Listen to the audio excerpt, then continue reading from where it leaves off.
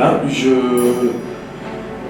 voulais parler de la force physique et la force intellectuelle.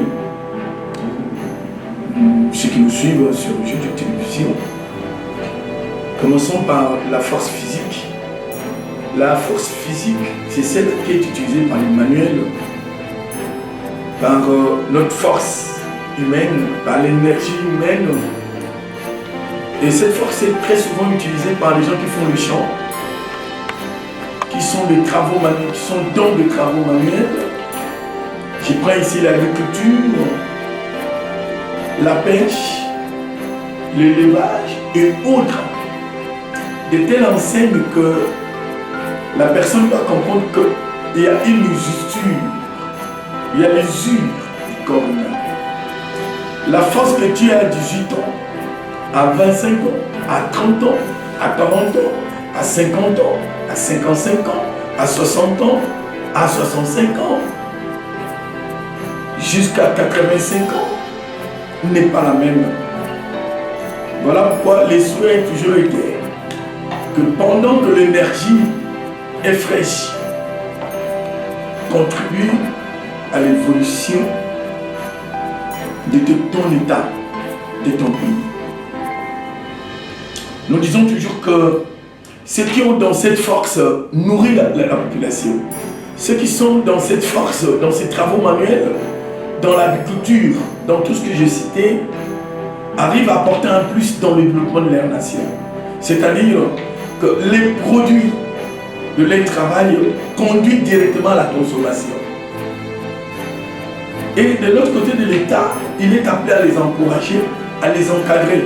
C'est ce qui justifierait, par exemple, les ONG qui encadrent les paysans, les ONG qui encadrent les agriculteurs, ce qui justifierait le ministère de l'Agriculture qui doit impérativement acheter des engrais et autres pour ainsi développer soit la production locale qui, celle-là, arrive à nous faire nourrir.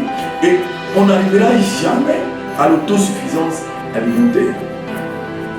Dans cette même force physique, il y a aussi un élément. Vous trouverez les plombiers, les charpentiers, les maçons, que sais-je encore, ils sont dans la force physique. Et j'ai toujours dit dans beaucoup d'émissions où je suis invité, et que aujourd'hui, par rapport à la main-d'œuvre, ces gens n'existent pratiquement plus. Il est revenu au ministère de la formation et autres d'avoir une politique nationale sur la relève, sur la formation de la jeunesse pour combler ces vides qui mettent déjà les pays en danger. Par là, je félicite déjà l'INPP, qui du reste était aussi partenaire de JDUC Télévision. Peut-être qu'ils vont relancer par voie de celle qui gère JDUC. L'INPP forme des plombiers, des menuisiers. Non, c'est ça la force physique. Elle est utile pour un État et pour le développement de l'État. Et l'État doit mettre un accent particulier dans ça, dans la formation de ces gens. Et nous disons toujours que JDUC Télévision éveille la conscience, et réveille l'État lui-même. On doit comprendre le ministère par le plaisir d'être appelé ministre. On doit lire par les actes la politique mise en place, les objectifs fixés et comment on s'arrange avec des stratégies, des programmes pour les atteindre. Donc, pour me résumer concernant la force physique, on peut développer un État par la force physique. C'est très, très important. Qu'on y pense, qu'on y mette la volonté, qu'on y mette des moyens pour qu'on aille plus loin. Parce que la Chine même, vous allez me rendre compte, j'ai lu un petit livre comme ça qui parle de la percée chinoise, mais c'est extraordinaire. La Chine aujourd'hui est en train d'exporter même la main-d'œuvre. Vous trouverez dans les entreprises chinoises beaucoup de gens qu'on appelle des manœuvres. Ils n'ont pas assez étudié, mais ils font des travaux de route, construction de maisons et autres. C'est possible pour les coûts. N'attendons pas demain. La force intellectuelle. Mais il faut dire, je dois ouvrir une petite parenthèse, dans la force physique, Quand bien même la personne n'a pas assez étudié, mais il y a une intelligence qui joue, il y a une sagesse qui joue. Sont très là. Mais revenons-en à la force intellectuelle. La prestation intellectuelle demande de gymnastique mentale. Ne vous en faites pas. C'est par là où on va avoir des bureaux de conception, d'analyse des projets pour la nation. Nous devons avoir les référentiels des intellectuels que nous avons, des intellectuels que nous avons. Dans le domaine des vétérinaires, on a combien d'ingénieurs? Domaine économique, domaine de droit, journalisme, relations internationales, et j'en passe. Il faut ces référentiels-là. C'est ce qui va enrichir l'ONEM, Office national de l'emploi. Et ce qui va permettre à l'ONEM de disposer et de donner, de distribuer les cartes des chômeurs. Organisons notre État, s'il vous plaît. Nous devons l'organiser. Vous allez voir, des chômeurs en RDC, ils n'ont pas de cartes. Pourquoi? Parce que quand on veut nommer, on tient compte de la politique, on vous recommande quelqu'un, peut-être tu ne connais rien, il prend un grand poste parce qu'il est recommandé par la politique. Vous allez voir un cousin à qui on donne une place qui ne lui revient pas. Vous allez voir une femme, ou deuxième, troisième femme, je ne sais pas, ou une concubine, ou on donne une responsabilité dont il n'a pas les compétences pour lui. Nous tuons notre République. Donc le travail intellectuel, moi je le dis, précède le développement.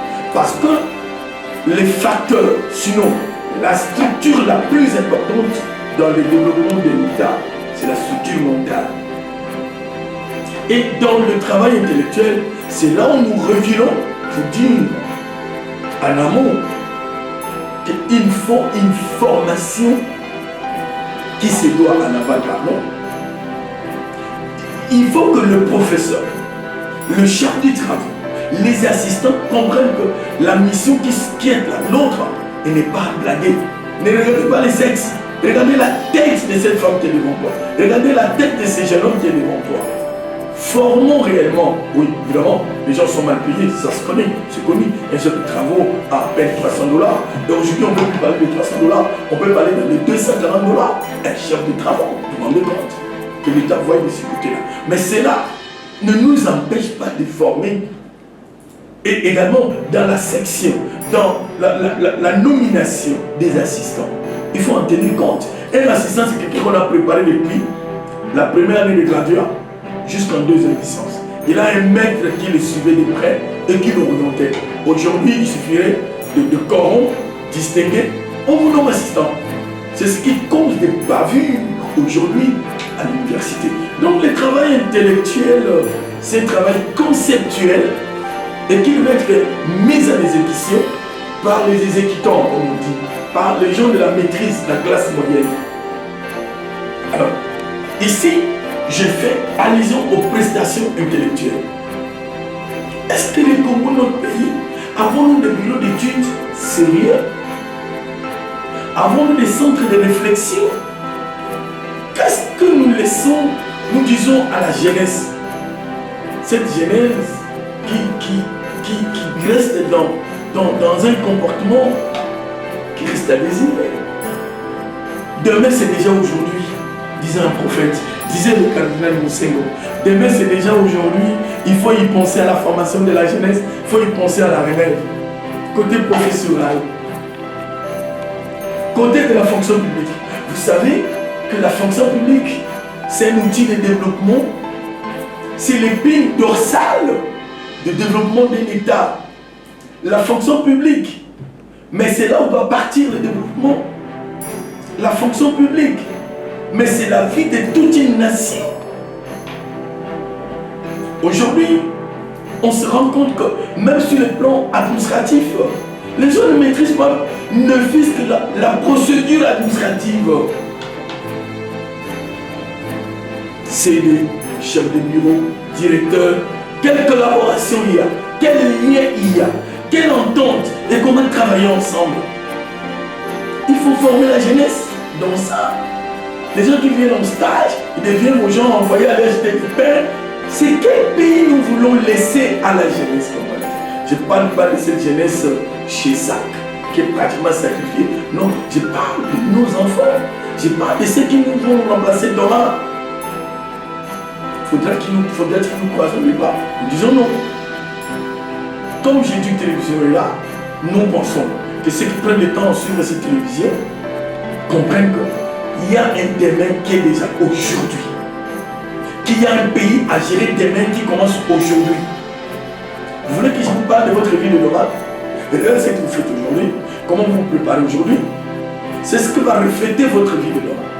D'ailleurs, vous allez vous rendre compte qu'à la télévision, on parle aujourd'hui de reflets comme animation matinale.